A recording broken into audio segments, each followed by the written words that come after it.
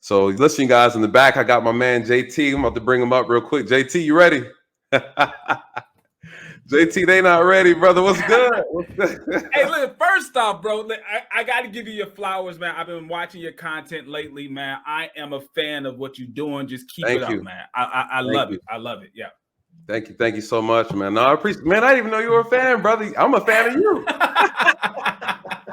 That's what's up, man. What's up? Yeah, man. What are your thoughts? I know you made a comment. You said the police are getting bashed a lot these days. Yeah. We have a lot of black officers getting bashed, and black officers are doing a great job. They're being called Uncle Toms and Sambos and bootlickers, and things like that. Man, what are your thoughts just in general and in reference to this particular situation?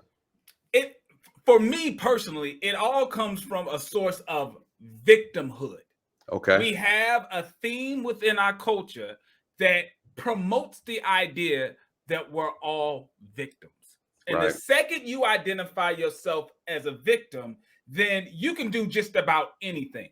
And anybody who is in a seat of authority, they're the bad guys. It's an irrational way of thinking. I deal with it all the time on my channel, right? Yeah. The reason why these fake gurus and the guys that I talk about are really just the bad financial advice that I talk about, it comes from a place of, well, you know how they did us, so if we gotta break the law and find ways to get over and make money, then that's what they owe us anyway. See, the victim mentality can justify you breaking the law, you destroying your own community, and never think, okay, well, there is a right way to go about it. And the bit of this clip that I did see, it comes from a sense of entitlement of, well, I don't want to do this. I don't see why I have to do this. So even though there's a law and I need to sign this paperwork and stuff like that, I don't feel like I got it. It's like the ghost of civil rights that people don't understand.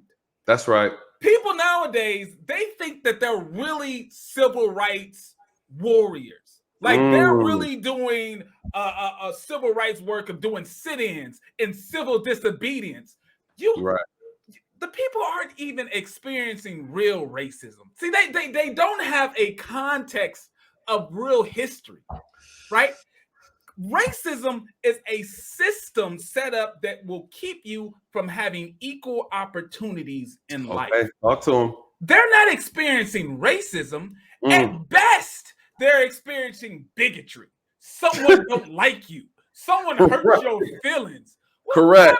Cry me a river. Someone hurts your feelings. That's not the same as someone lynching you. That's not the same as someone refusing your right to vote, refusing your right to a job or an opportunity at a job. People are so busy on looking for opportunities to claim victim that they're losing out on the opportunity to prosper in the greatest country in the world. With all the flaws that we may have, we're still the best. And people are, man, they're living mediocre to below poverty lives because they're looking for opportunities to play a victim. And it's heartbreaking. It's heartbreaking to see. It is, and I think, at the same time, I acknowledge the issues, and I do address them. But I had a video I did not so long ago called "Make It About Racism." Make it about race, where we have a thing where we, if it's a situation we don't like, an outcome we don't like, we then try to find racism in it to give that excuse. And I tell people all the time that, 400 years ago, Jim Crow, black codes, redlining, systemic racism, those are absolutely the reason as to why we got to where we are, right? But those are not the excuses for why we are still here. And you cannot tell me, right, that what the ancestors went through just 200 to 300 years ago, right, that you are having it just as bad as they did. They did all the heavy lifting. We don't even have to go that far. We're talking about 50 years ago. If you try to give a little grace, right. If you go 50 to 75 years ago, we're not even close to that, my father went to an all-black school that was Right. underfunded. My father, I went Mm. to one of the best schools in the school district where I was. One generation, huge difference. A lot of opportunity, not much opportunity. But there's people from my father's generation and my grandfather's generation who were able to experience more upward mobility Right. than people today. And they actually had to deal with real racism. Once again, it's a person or a group of people who have made the decision, I identify as a victim. The establishment is the bad guys, even though when you take a look at a lot of these major cities like Atlanta, All black. black people are the establishment. But okay, let's Yep. ignore that for a moment. Just for a Right. moment, let's ignore the fact that you have a city run basically almost 100% by black folks. Okay.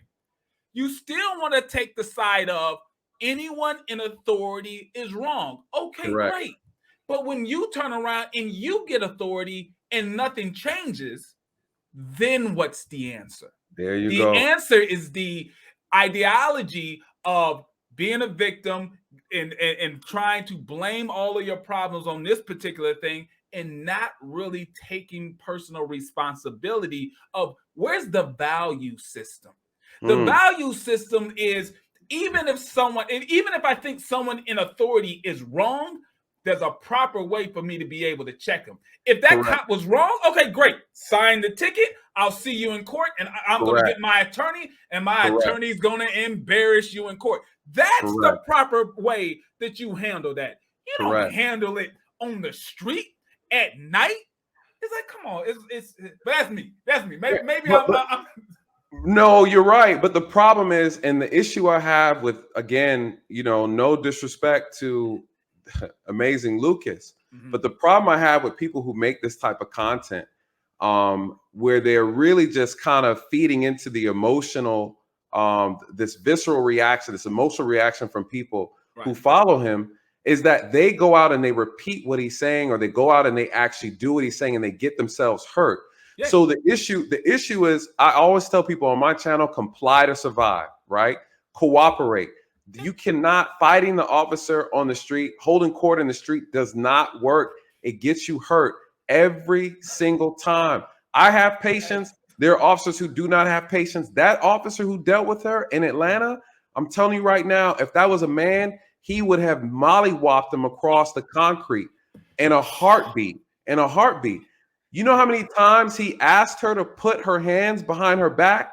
24 times. It doesn't have to be that hard. And It's something that you said was so key, where you talked about comply to survive.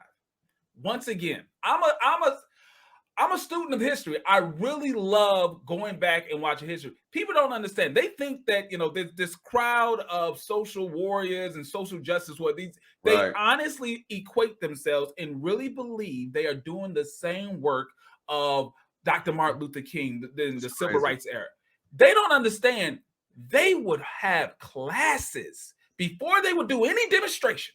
They would have classes on how to respond, how to be nonviolent, how to comply with the authorities when the authorities would show up. Classes where they would practice, where one person would be the protester and the other person would be the police officer or the innkeeper, pushing them around, blowing smoke in their face, doing all these things. But they were taught, you have to have the moral high ground. Yep. Nobody watching that tape should be able to say, yeah, I think she had the moral high ground in this situation. Correct. That's the problem. That is the problem. And I tell people all the time, people listen, you're going to come across officers that have an ego problem. Yep. You're going to come across officers that are unprofessional. You're going to come across officers who don't even understand the law. So again, what do they do though? I know guys who make it a career of suing police departments because the officers violate their constitutional rights. I'm actually going to bring one to my channel. We're setting up a schedule that I can interview him. He does this full time. This is full-time job. They call them First Amendment auditors. Okay, right? yeah. I've seen videos of some of them. I love those guys, right? Because they make officers look stupid. Right? You have officers who do this. Their job is to enforce the law. And they don't even understand the laws they're enforcing. We have an American police problem in this country. That's a fact. You know, the problem is that we as Black people think it's only our problem and that white people aren't going through it. I said, no, they're having the same issues. The media will tell you differently, but I'm telling you based on what I know, what I've seen, that white people are getting thrown around and shot up too, more than we are. The problem is though, a lot of times they don't resist arrest all the time. They're not as aggressive. They're not as so again, they don't experience as much police brutality as one would say Black people do, but we do. And we do have officers that abuse their power. That's a fact. So there's no way around that.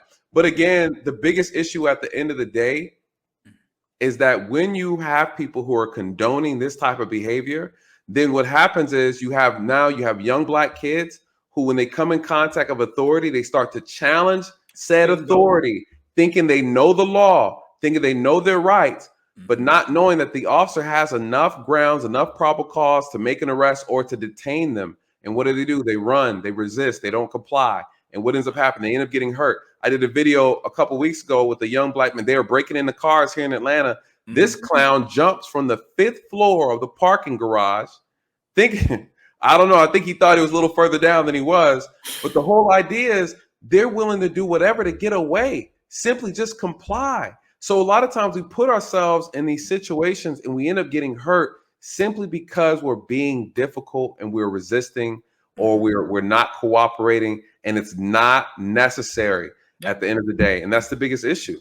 Yeah. And my thing, before I'm not taking over your show. I'm gonna go down after this. No, you're good. But the thing is, we have a culture. Not problem, just celebrities, not just rappers and stuff. We have politicians that are promoting defund the police. They're promoting a mindset of the police are the actual bad guys in the situation. Correct. Listen, I'm a taxpayer.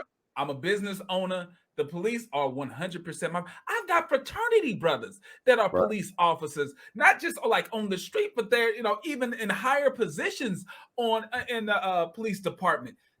That's not what it is. And when you have people just beating the drum of the police are bad, and you create a culture where you have younger people who are already in a position that is behind, they go to bad schools, right? They're in situations where they're in food deserts, but now they also want to take on the mindset of the police are the bad guys, no snitching.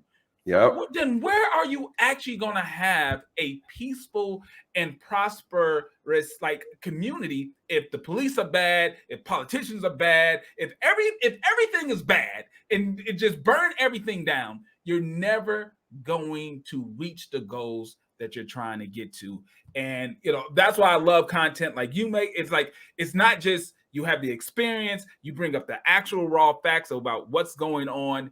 We have to change the narrative of, if you're a minority, if you're Black, if you're brown, then everything that has already been pre-established is wrong. Not understanding that the work that generations before us did helped to create the establishment that we do have. You just got to know how to access it the right way to be able to benefit. But I'm going to go down. I'm going to continue to watch and be a fan. Shouts out to Uncle Stu. I see you in the chat too. Great content, bro. I'm going to continue watching. So much. Thank you so much. Thank you so much. Yes, sir.